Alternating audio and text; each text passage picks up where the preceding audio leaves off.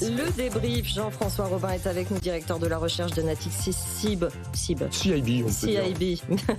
On va parler évidemment de la situation au Moyen-Orient. La réaction des marchés hier, moins 3,5%. On n'avait pas connu une telle baisse depuis presque un an, avril 2025.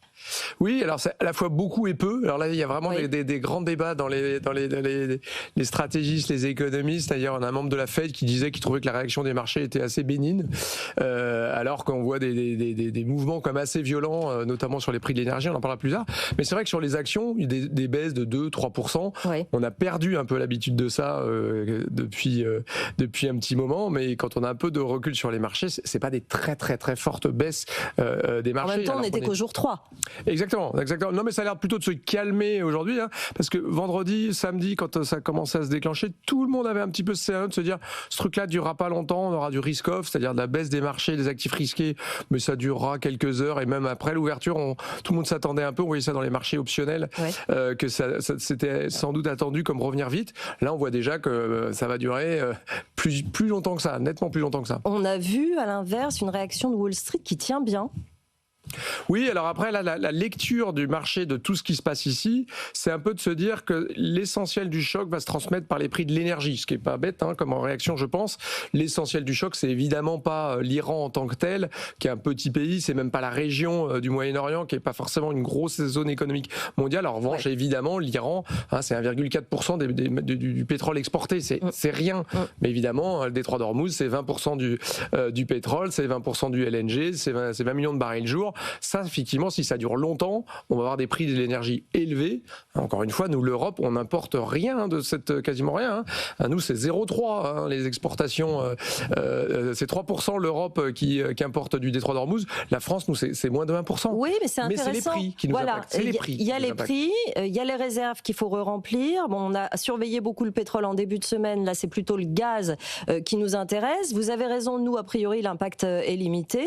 Mais les conséquences se voient déjà à la pompe, notamment. Là, on parle évidemment du pétrole, mais j'ai du mal, moi, à lire. J'entends un peu tout et son contraire sur la réaction que ça va donner, sur une inflation possible chez nous. Alors, justement, pour faire le lien avec la question précédente, pourquoi les États-Unis subissent moins, quelque part, les inquiétudes du marché, on va dire, sur le marché action, même sur les taux qui montent moins aux États-Unis qu'en Europe, hein, c'est quand même paradoxal.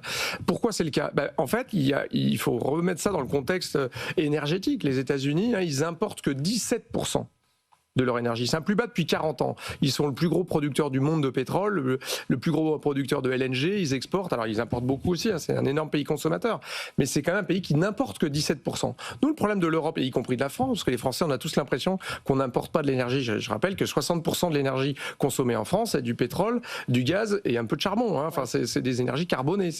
L'électricité, c'est moins de 40% de notre mix énergétique. Hein. Ça, là-dedans, on est très fort, on n'est pas cher, on est décarboné, mais c'est très peu on claque plus de 60 milliards par an d'importation de prix du pétrole. Donc c'est évidemment, mieux que nos voisins, cela dit. C'est mieux que nos voisins, mais en même temps, on est quand même très dépendant des prix. Pas vraiment de la source qu'est le Moyen-Orient. La France, c'est 12% de ses importations de pétrole qui viennent du Moyen-Orient. Nous, on importe beaucoup plus désormais de LNG, du gaz, on le fait venir des États-Unis, de Norvège, etc. Mais l'effet prix va être très impactant pour nous. Et donc, qu'est-ce qu'on voit aujourd'hui ? C'est une forte hausse de la prime de risque sur le pétrole, 15-20 $ de plus par rapport à où il était.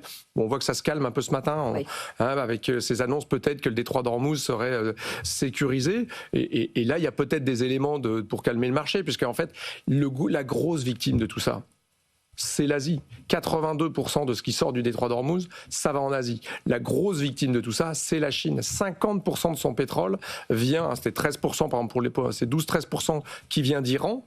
Mais surtout, 50% de son pétrole sort du détroit d'Ormuz. Donc, le pays qui a le plus intérêt à sécuriser le canal, et le détroit, c'est la Chine finalement. Et donc vous avez quand même une alliance des contraires quelque part où États-Unis, Europe, on voit bien les mouvements maritimes qui s'acheminent vers là. Ça va être de sécuriser, comme ça avait été le cas de la guerre des supertankers. Les gens ne se souviennent pas, mais dans les années 80, il y avait eu une guerre des supertankers où il y avait eu 200 tankers coulés. Hein. Donc là, on n'est pas du tout dans cette capacité-là, je pense, de l'Iran de faire ça. Et de moins en moins à chaque jour qui passe. Ils ont une capacité de nuisance parce qu'encore une fois, le détroit d'Ormuz, pour ceux qui ne connaissent pas trop, c'est un truc assez peu profond, 60 mètres de profondeur. On part au nord, on part au sud-ouest à la suite. Donc les pétroliers, on sait exactement quelle route ils vont devoir suivre. Parfois, le détroit, il fait moins de 2000, donc moins de 3 km et demi de large. Donc c'est très facile d'embêter des bateaux là-dedans. Maintenant, si vous avez toutes les marines du monde qui sont en train de protéger les bateaux, que vous bombardez 2000 bombes, comme c'est le cas depuis le début sur les capacités aériennes iraniennes, je ne pense pas que ça puisse durer éternellement. Donc l'idée que l'Iran maintient une mainmise sur le détroit et donc les prix du pétrole resteraient très élevés longtemps, je pense qu'il faut être prudent. Nous, on reste dans un scénario central où ça dure quelques mois, mais le pétrole, nous, on le voit à 66 en fin d'année. Hein. D'accord, 66, ça c'est dit. Merci beaucoup Jean-François Robin, directeur de la recherche de Natixis CIB, d'être venu ce matin dans la matinale de l'économie pour le débrief.